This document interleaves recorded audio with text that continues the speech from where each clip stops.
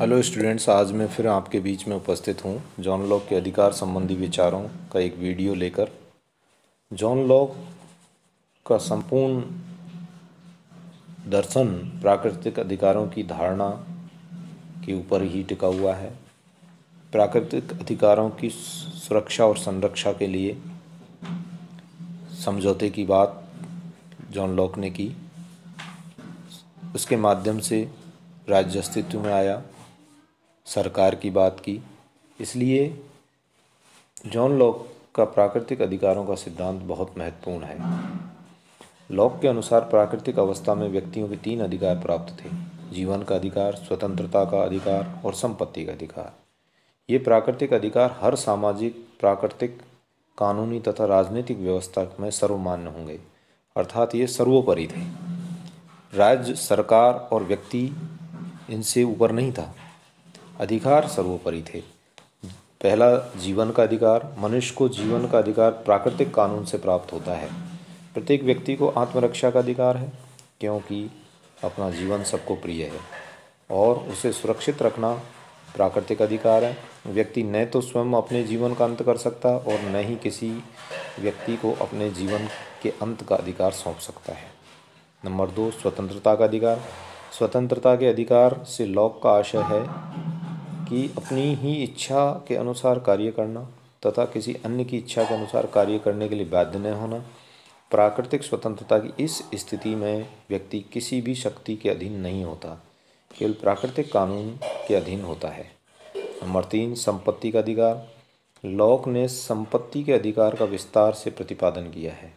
संपत्ति के अधिकार की धारणा का प्रयोग वह संकुचित तथा व्यापक दोनों ही अर्थों में करता है। व्यापक अर्थ में संपत्ति से उसका तात्पर्य जीवन, स्वतंत्रता और संपत्ति से है, और संकुचित अर्थ में संपत्ति के अधिकार का प्रयोग व्यक्तिगत संपत्ति के अर्थ में किया जाता है। लॉक ने निजी संपत्ति के अधिकार के बारे में बात की है, जिसको मैं बिंदुवार व्याख्या करना चाहूँगा। उसने बताया कि निजी संपत्ति का अधिकार प्राकृतिक है। निजी संपत्ति के अधिकार के बिना मनुष्य का जीवन खतरे में पड़ जाएगा। निजी संपत्ति खरीदी और बेची जाने वाली चीज़ है। निजी संपत्ति मेहनत तथा योग्यता से प्राप्त होती है। व्यक्ति का श्रम तथा योग्यता उसकी अपनी संपत्ति है।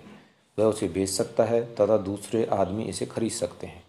श्रम को खरीदने वाला श्रम को बेचने वाले के श्रम का न्याय संगत मालिक बन जाता है तथा इस श्रम से उत्पन्न संपत्ति का मालिक भी श्रम को खरीदने वाला ही है। निजी संपत्ति समाज के हित में है, क्योंकि यह उत्पादन का आधार है। निजी संपत्ति के अधिकार के बिना मेहनत करने का प्रोत्साहन नहीं रहेगा। समाज के सामान्य हित में निजी संपत्ति के अधिकार पर कुछ बंधन लगाया जा सकता है।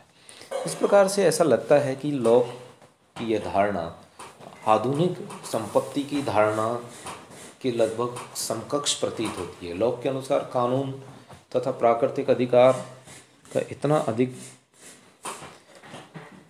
भक्त था। लॉक अधिकारों की बात बड़े पुरजोर तरीके से करता था। उसके अनुसार यदि राजनीतिक समुदाय या राज्य व्यक्ति इन प्राकृतिक अधिकारों को भंग करता है तो राज्य द्वारा उसके विरुद्ध विद्रोह किया जा सकता है। लॉक के ने अपनी इस धारणा के आधार पर 1688 ईस्वी में इंग्लैंड की जो क्रांति हुई थी उसको न्यायोचित बताया, क्योंकि लॉक का मानना है कि प्राकृतिक अधिकारों से बढ़कर कोई चीज़ नहीं है। अगर इनकी कहीं भी कोई भी व्यक्ति, राज्य अगर किसी प्रकार का उल्लंघन करता है, सुरक्षा नहीं करता है, तो उसके विरुद्ध विद्रोह किया जा सकता है। प्राकृतिक अधिकारों की इन बातों के साथ ही इनकी आलोचना भी हम कर सकते हैं कुछ बिंदुओं के आधार पर। नंबर 1, लॉक के प्राकृतिक अधिकारों संबंधी विचारों में विरोधाभास पाया जाता है। एक और तो उसने अधिकार को प्राकृतिक और जन्मजात माना है, परंतु दूसरी ओर वह कहता है कि जिस वस्तु को मनुष्य ने अपने शारीरिक श्रम द्वारा प्राप्त किया है उस पर उसका प्राकृतिक अधिकार है। यदि अधिकार जन्मजात एवं स्वाभाविक हैं तो उन्हें बाहरी वस्तुओं की इस तरह श्रम द्वारा अर्जित नहीं किया जा सकता। नंबर 2, लॉक ने जितने विस्तार से के साथ संपत्ति के अधिकार का विचार किया है उतना स्वतंत्रता, समानता और जीवन के अधिकार के बारे में विचार नहीं किया है। इससे ऐसा लगता है कि लॉक की संपत्ति में व्यक्तिगत संपत्ति से बढ़कर और कोई प्राकृतिक अधिकार नहीं है। नंबर 3, आलोचना के अनुसार लॉक ने निजी संपत्ति का सिद्धांत प्रतिपादित कर पूंजीवाद के प्रवक्ता की भूमिका अदा की है। नंबर 4, लॉक ने संपत्ति संबंधी अधिकार के प्रसंग में उत्तराधिकार द्वारा अथवा वसीयत द्वारा संपत्ति के हस्तांतरण का समर्थन किया है। नंबर 5, लॉक ने केवल जीवन स्वतंत्रता तथा संपत्ति के अधिकारों को स्वीकार किया है।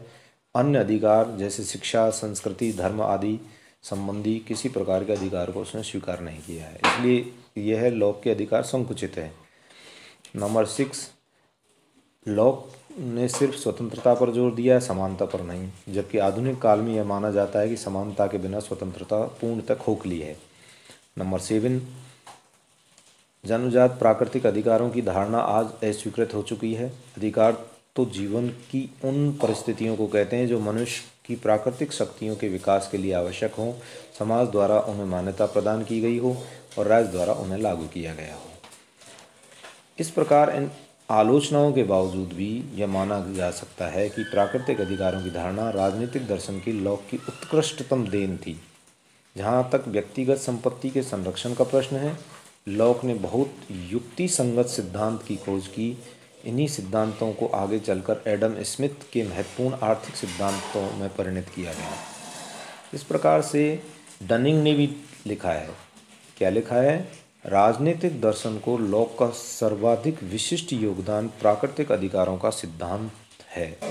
इस प्रकार से हम जॉन लॉक के अधिकारों को नकार नहीं सकते कि राजनीति विज्ञान को एक महत्वपूर्ण देन थी। जय हिंद, जय।